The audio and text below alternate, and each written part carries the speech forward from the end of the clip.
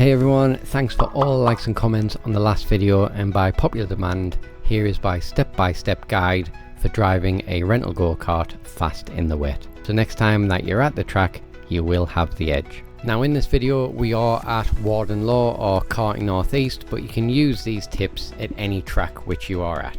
Now if you've ever been out in a go-kart in the wet, you will realise there is not much grip. The main reason for that is that normally karts will lay down rubber which glazes over the actual track. What happens is when this gets wet and rubber tries to go on top of wet rubber, it acts like ice. So the idea is to make sure that you go off your conventional line with some other helpful tips in this video that will hopefully beat your friends the next time you're out. So in this video I will go through corner by corner to help you out the next time you're at Warden Law or any other track. So visibility is not the best, so we will open our visors up so we can all see.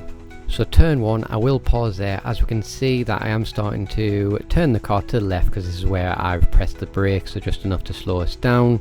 But we are aiming to the outside of the corner, highlighted in the blue arrow, before we actually turn, where the normal line would be following the right arrow. As we start again, you can see a nice sharp turn to the right where we're just going to allow the kart to understeer as we then let off slowly once we've got the desired turn in.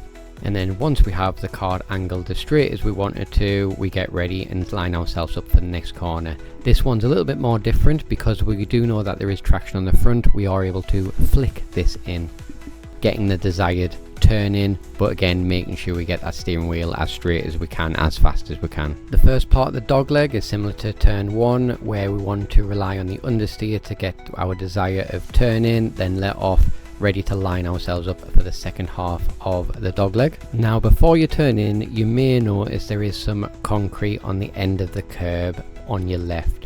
Now this is extremely grippy to allow you to turn in, where like other corners we had to rely on the understeer before it turned. Here we can actually force it to turn by using that concrete, with it being a grippier surface. Now for very slippery corners, just like St. John's here, you want to make sure that you brake relatively early enough so we can get the turn in just right. So I brake roughly as the concrete starts on the right, and then we want a nice sharp turn in, making sure that we don't run off into the mud. And you've got to have confidence to use that understeer to bite when you want it to.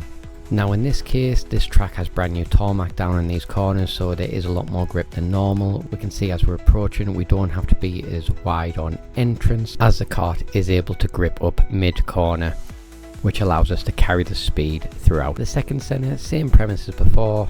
We want a nice sharp turn in, relying on the understeer to slow down the car and turn in, making sure that we use the entirety of the track, but we have to stay out that rubber to allow it to turn. Now with the chicane, the idea of this is to make it as straight as possible. As we can see, we make sure we go deep, keeping as far away to the right as we can, and then trying to cut it as straight as we can on the exit so we can carry as much speed through it without losing time sliding sideways. Now as we're coming down to Gasworks, of course this is still the new tarmac on the track. We generally brake roughly the same place as we would in the dry. The marking point would be the start of the curb. We turn in just a little bit later than we normally would in the dry, just so we're off the rubber to allow it to bite. But in this example there's still plenty of grip mid corner, so we can nearly do a dry line through the middle of it. Now the horseshoe is a very fast long left-hander. In corners like this, it's very much how you feel in the car. You can see the amount of micro corrections that I'm doing on the steering, making sure where I can find the grip where I can, with the main goal is setting up for the exit of it, ready for the last corner.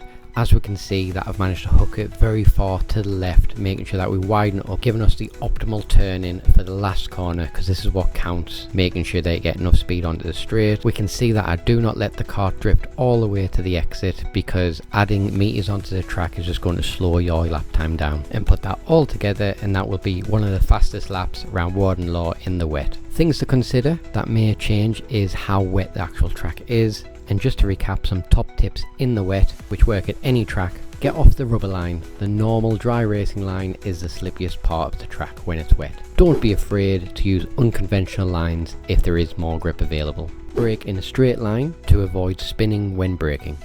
Use late apexes, which helps straighten up the corner, giving better exits. If possible, straighten off the corners. Be sharp and precise with your steering inputs. Adapt to the condition. Every track, every corner and every level of wetness is different. Use these principles and adjust accordingly, and trust the feel of the kart over theory. If the line has more grip, use it, even if it looks completely wrong compared to the dry racing line. So the next time you go karting in the wet, remember to use these helpful tips and hopefully you'll find a bit more grip, a bit more confidence and a bit more speed. If you have found this video helpful, please leave a like and subscribe to the channel for more karting content, and let me know in the comments what you'd like to see next. Thanks for watching, and I'll see you on the track next time.